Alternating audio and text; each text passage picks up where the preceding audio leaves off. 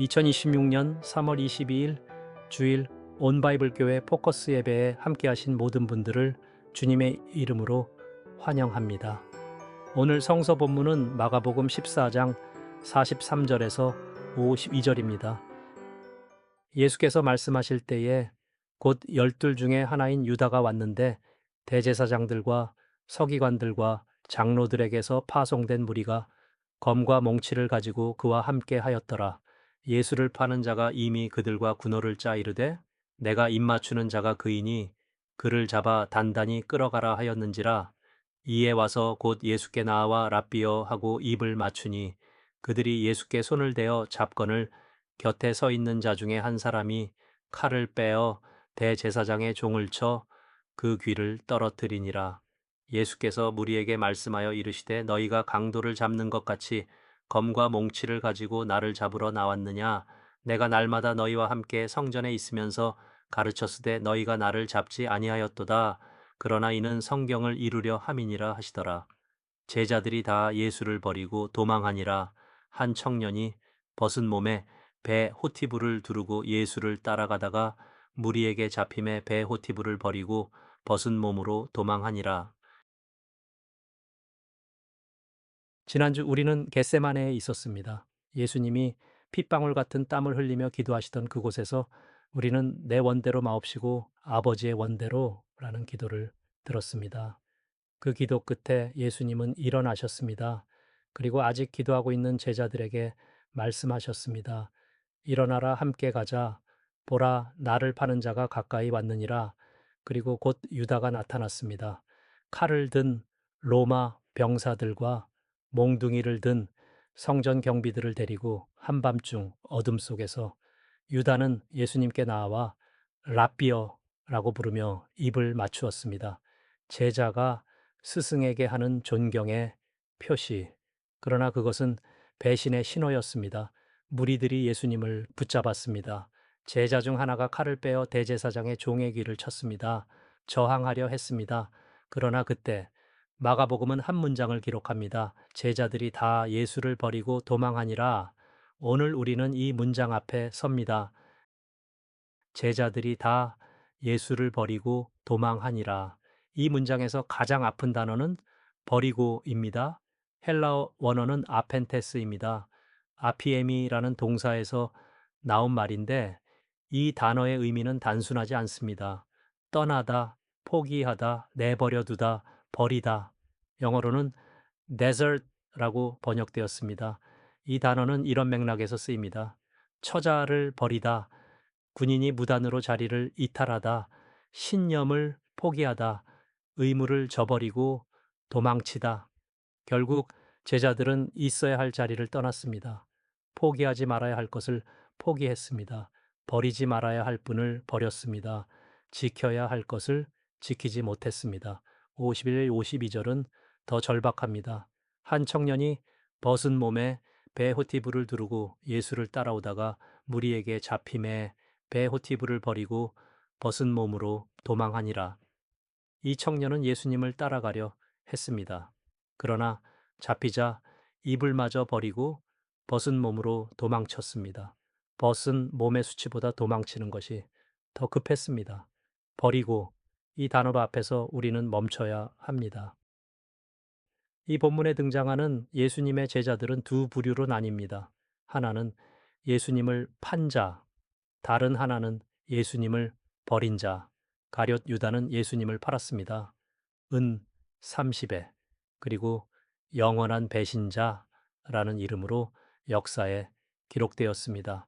그렇다면 질문을 던져봅니다. 예수님을 판 것과 예수님을 버린 것 사이에 어떤 차이가 있을까요?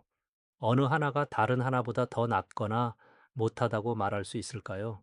마태복음 27장을 보면 유다는 자신의 잘못을 후회했습니다. 은 30을 대제사장들에게 도로 던지며 말했습니다. 내가 무죄한 피를 팔고 죄를 범하였도다. 그리고 스스로 목숨을 끊었습니다. 그의 양심은 그때까지 살아 있었습니다. 그런데 예수님을 버리고 도망친 다른 제자들은 어떻게 했습니까? 그들은 문을 걸어 잠그고 방 안에 숨어 있었습니다. 두려움에 떨며 비겁하게 베드로는 멀찍이 예수님을 따라가긴 했습니다. 그러나 대제사장의 집들에서 그는 예수님을 3번이나 부인했습니다. 나는 그 사람을 알지 못하노라. 겟세마네에서 1번 버렸고 대제사장의 집에서 또 1번 버렸습니다. 어쩌면 예수님을 판 것보다 예수님을 버린 것이 더 무서운 일인지도 모릅니다. 유다는 적어도 자신의 죄를 알았습니다. 그러나 다른 제자들은 그저 숨어 있었습니다. 그런데 여기 눈물이 날 만큼 감동적인 이야기가 있습니다. 예수님은 자신을 버리고 도망한 제자들을 결코 버리지 않으셨다는 것입니다. 마가복음 16장을 보십시오. 예수님이 부활하신 후 천사는 무덤에 온 여인들에게 이렇게 말합니다. 가서 그의 제자들과 베드로에게 이르되 예수께서 너희보다 먼저 갈릴리로 가시나니 전에 너희에게 말씀하신 대로 너희가 거기서 보리라 하라. 그의 제자들과 베드로에게 베드로는 이미 제자입니다. 그런데 왜 천사는 제자들과 베드로라고 따로 언급했을까요? 베드로는 3번이나 예수님을 부인했습니다. 그는 아마 자신이 더 이상 제자라고 부를 자격이 없다고 생각했을 것입니다. 그래서 천사는 특별히 그의 이름을 불렀습니다. 베드로야, 너도 오너라. 주님이 너를 기다리신다. 부활하신 주님은 제자들을 찾아오셨습니다. 자신을 버리고 도망친 그들에게 다시 오셨습니다. 저였다면 그들을 다시는 보고 싶지 않았을 것입니다. 너희가 나를 버렸을 때 나도 너희를 버렸다고 말했을 것입니다. 그런데 예수님은 그들을 찾아오셔서 그들의 믿음 없음과 완악함을 꾸짖으시면서도 결국 그들에게 사명을 주셨습니다. 너희는 온 천하에 다니며 만민에게 복음을 전파하라. 예수님을 버린 자들에게 예수님의 복음을 전하라는 사명을 주신 것입니다. 이것이 은혜입니다. 이것이 복음입니다. 오늘 우리가 기억해야 할 것은 이것입니다. 우리는 주님을 버릴 수 있습니다. 그러나 주님은 우리를 결코 버리지 않으십니다. 있어야 할 자리를 떠났습니까? 포기하지 말아야 할 것을 포기했습니까? 버리지 말아야 할 것을 버렸습니까? 지켜야 할 것을 지키지 못했습니까? 그럼에도 불구하고 주님은 그런 우리를 버리지 않으십니다. 왜냐하면 그런 우리를 위해 십자가를 지셨기 때문입니다. 마태복음 1장에 예수님의 다른 이름이 게시되어 있습니다. 임마누엘, 하나님이 우리와 함께 계시다 라는 뜻입니다. 그 이름대로 주님은 제자들에게 약속하셨습니다. 볼지어다 내가 세상 끝날까지 너희와 항상 함께 있으리라. 이 약속은 지금도 유효합니다. 우리가 주님을 버릴 때에도 주님은 우리를 버리지 않으십니다. 단 한 가지 예외가 있습니다. 가룟 유다처럼 자기 스스로 자기 자신을 버리는 것입니다. 주님께 돌아갈 길을 스스로 끊어버리는 것입니다. 그러나 돌아가려는 마음만 있다면 주님은 언제나 우리를 기다리고 계십니다.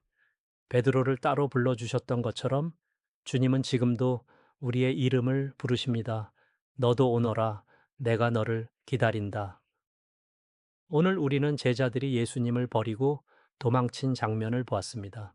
그리고 부활하신 예수님이 그들을 찾아오신 장면을 보았습니다. 버리고와 버리지 않으시고 이 두 단어 사이에 십자가가 있습니다. 이 두 단어 사이에 부활이 있습니다. 이 두 단어 사이에 우리의 구원이 있습니다. 다시 십자가 앞에 나아가십시오. 다시 은혜의 보좌 앞에 나아가십시오. 주님께서 우리의 손을 붙잡아 주실 것입니다. 우리에게 새로운 사명을 주실 것입니다. 우리의 삶을 인도해 주실 것입니다. 왜냐하면 주님은 우리를 결코 버리지 않으시기 때문입니다.